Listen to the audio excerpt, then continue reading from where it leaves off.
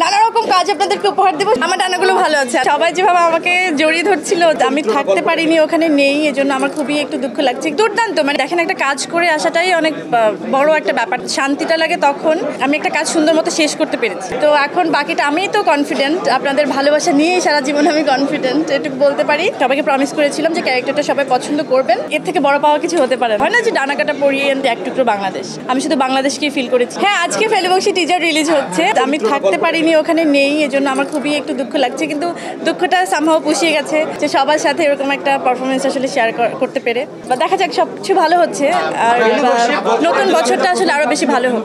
দুর্দান্ত, মানে আমি দেখেন একটা কাজ করে আসাটাই অনেক বড় একটা ব্যাপার থাকে, যে যতটা হয় না এক্সাইটমেন্ট থাকে বা ভালো লাগাটা যখন কাজ করে যে একটা কাজ শুরু করছি, তার থেকে বেশি রিলিফটা লাগে বা শান্তিটা লাগে তখন আমি একটা কাজ সুন্দর মতো শেষ করতে পেরেছি। তো এখন বাকিটা আমি তো কনফিডেন্ট, আপনাদের ভালোবাসা নিয়েই সারা জীবন আমি কনফিডেন্ট, এটুকু বলতে পারি। রঙ্গিলা কিতাবের যেভাবে আমি সবাইকে প্রমিস করেছিলাম যে ক্যারেক্টারটা সবাই পছন্দ করবেন, সবাই অ্যাপ্রিসিয়েট করেছেন, আমি কৃতজ্ঞ।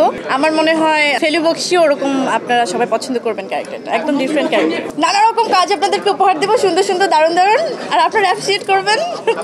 Thank you. স্বামীর ওখান থেকে বেরোনোর সাথে সাথে সবাই যেভাবে আমাকে জড়িয়ে ধরছিল, যে দেখেন শুধু আমি তো পারফরমেন্স করিনি, প্রত্যেকটা লোকরাই কিন্তু আপনারা করেছেন। সবাই যেভাবে আমার পারফরমেন্সের সাথে ছিলেন, এর থেকে বড় পাওয়া কিছু হতে পারে না। আসলে আমি খুবই খুবই কৃতজ্ঞ। আমি ওটাই চেয়েছিলাম যে ওরকম কিছু একটা হোক, যে মানুষ যেটা হয় না যে ডানা কাটা পড়িয়ে আমি যেভাবে আসলে পারফরমেন্সগুলো করা হয়, ওর থেকে একদম একদম ভিন্ন রকম কিছু নিয়ে আসাটা একটা চ্যালেঞ্জ ছিল।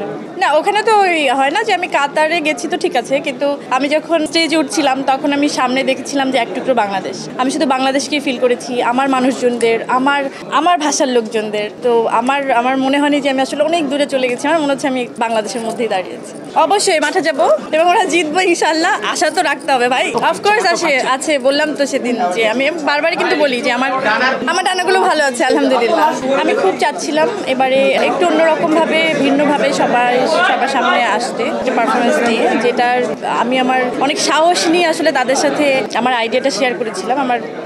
আমার খুব ইচ্ছে করছিল যে এরকম একটা পারফরমেন্স করার জন্য। তারাও অ্যালাউ করেছে, তারাও অনেক খুশি হয়েছে, আমাকে এত সুন্দর করে অ্যাপ্রিসিয়েট করেছে। তো আমার আরও কনফিডেন্টটা তখনই বেড়ে গেছিলো। আমাদের হাতে খুব কম টাইম ছিল, আমি খুব কম সময়ের মধ্যে এই ডিসিশনটা আসলে নিতে হয়েছিল, কিন্তু আমার মনে হয় সবার অনেক ভালোই লেগেছে, সবাই অনেক এনজয় করেছে।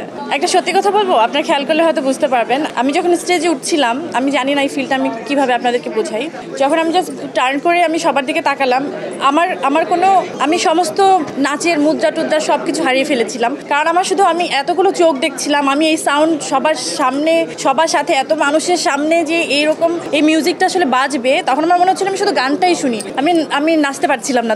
তখন আমার মনে হচ্ছিল না, আমি তো নাচবো।